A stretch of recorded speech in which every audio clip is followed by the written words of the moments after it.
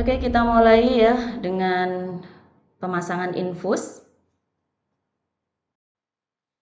Sebelumnya ada hal-hal yang perlu diperhatikan ya tentang pemasangan infus ini. Yang pertama adalah aliran dan tetesan infus itu harus lancar.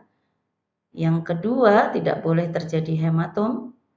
Kemudian sterilitas terjaga. Infusnya harus terpasang rapi, pasiennya nyaman, dan lingkungan bersih. Ya, fungsi dari pemasangan infus itu sendiri adalah mempertahankan atau mengganti cairan tubuh pasien, cairan elektrolit, vitamin, ya, protein, kalori pada pasien yang tidak mampu mempertahankan masukan yang adekuat melalui oral atau mulut. Kemudian juga tujuan lain memulihkan keseimbangan asam basa, memulihkan volume darah ya pada pasien-pasien dengan hipovolemik ya atau pada pasien dengan perdarahan. Kemudian menyediakan saluran terbuka untuk pemberian obat-obatan. Di sini persiapannya adalah handscoon steril ya, karena prosedur pemasangan infus ini harus steril. Kemudian cairan sesuai advis dokter atau mungkin obat-obatan yang diperlukan untuk ditambahkan pada cairan tersebut. Bisa normal saline, bisa D5 ya atau lain-lain. Bisa juga cairan itu ditambahkan misalnya neurobion atau misalnya obat-obatan tertentu ya, bisa primperan atau yang lain. Kemudian infus set, lalu avokat ya atau venflon ya biasanya kita pakainya. Kemudian alkohol swab, standar infus, bidai, biasanya diperlakukan untuk pasien anak-anak ya, supaya tidak bergeser gitu ya. Kemudian kita juga menyediakan underpad ya supaya tidak kalau terjadi mesi atau darah yang tercecer gitu ya supaya tidak mengotori spray gitu ya. Kemudian tourniquet, lalu ada plester, di sini kita pakai hipavik, gunting, bengkok, dan juga safety box. Selain alat, kita juga harus mempersiapkan pasien ya. Seperti biasa, kita harus memperkenalkan diri, memberitahu dan menjelaskan tujuan tindakan, meminta kesediaan pasien untuk dipasang infus, mengatur posisi yang nyaman bagi pasien, dan juga kita harus menciptakan lingkungan yang tenang dan aman ya, salah satunya dengan menjaga privasi pasien.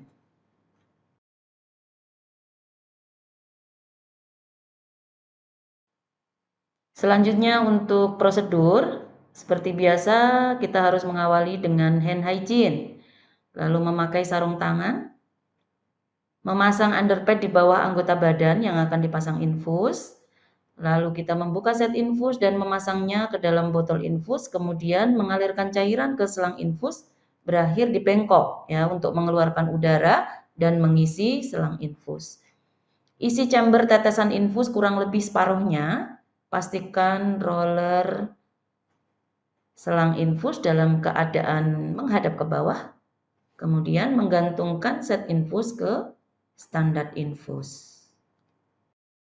Pilih pembuluh darah yang akan dipasang infus ya, dengan syarat pembuluh darahnya itu berukuran besar atau visible ya, bisa kelihatan. Pastikan terlihat ya, jadi supaya tidak ada kegagalan ya dalam penusukan.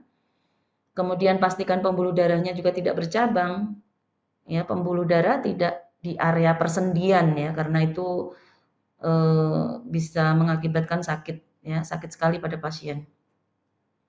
Kemudian setelah kita pastikan pembuluh darah yang akan kita tusuk itu sudah kita sure atau kita pasti, kita lakukan bendungan dengan tourniquet ya di bagian proksimal. Lalu kita membuka avokat, kemudian kita minta pasien untuk menggenggam tangan dengan ibu jari pasien posisi dalam genggaman.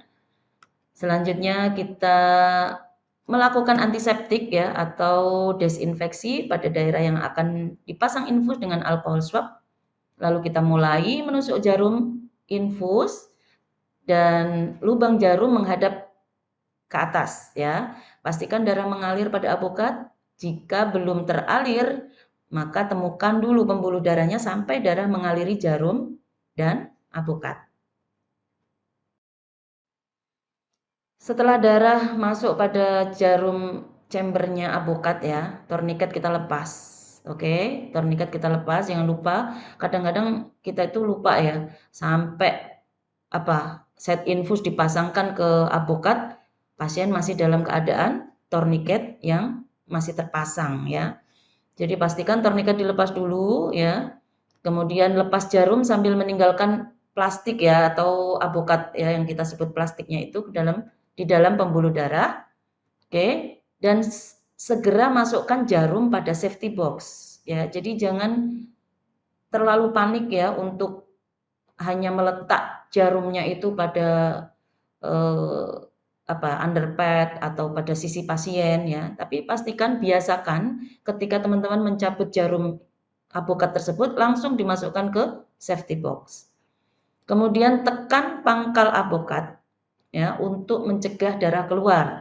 Ya, jadi nggak usah panik, nggak ada torniket ya. Torniket dilepas nanti darahnya mengucur gimana? Ya udah, yang pangkalnya itu kita tekan dengan ibu jari ya. Sambil tangan satunya kita memasangkan infuset ke apokat. Kemudian kita fiksasi secara menyilang menggunakan plester yang sudah terpasang ya, menggunakan plester gitu ya pada apokat yang sudah terpasang. Kemudian kita alirkan cairan dari botol infus ya, dari cairan infus ke pembuluh darah pasien. Oke. Setelah itu kita lihat tetesannya sudah lancar, ya semuanya sudah oke, kita sudah fiksasi dengan cara menyilang, kemudian fiksasi dengan cara kupu-kupu, meletakkan plester dengan cara terbalik ya di bawah selang infus, kemudian disilangkan. Ya, setelah semua siap, kita melakukan fiksasi terakhir ya dengan hipafik yang lebih lebar, kita tutupkan ya. Kalau dulu kita menggunakan kasa steril ya, tapi sekarang kan kita tidak menggunakan kasa ya, hanya dengan fiksasi pakai hipafik ya. Jadi lakukan serapi mungkin ya. Kemudian kita mengatur atau menghitung jumlah tetesan, mengatur posisi pada anggota tubuh yang diinfus ya.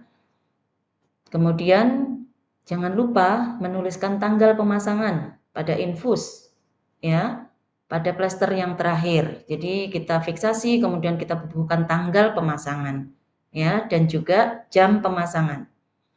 Kenapa? Karena kita tahu bahwa kita harus menggantinya dalam 72 jam ya. Jadi selebihnya kurang lebih 3 hari gitu ya. Jadi kalau kita ada waktu yang kita tuangkan di situ, kita jadi tahu Ju-nya itu tanggal dan jam berapa.